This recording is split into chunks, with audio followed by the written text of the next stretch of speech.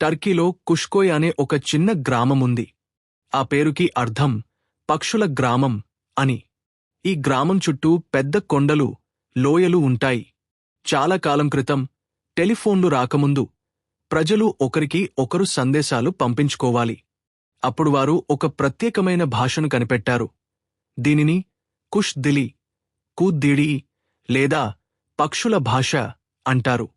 అది ఇలా పనిచేస్తుంది అంటే సాధారణ టర్కిష్ పదాలను విసిల్ ధ్వనులుగా మార్చేస్తారు.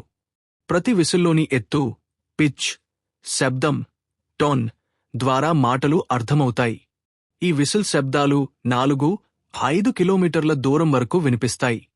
ఒక కొండపై ఉన్నవారు మరో కొండపై ఉన్నవారితో ఇలా మాట్లాడగలరు.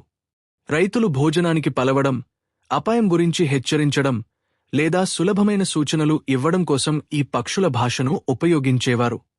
ఇప్పటికీ కొంతమంది గ్రామస్తులు దీన్ని వాడుతున్నారు.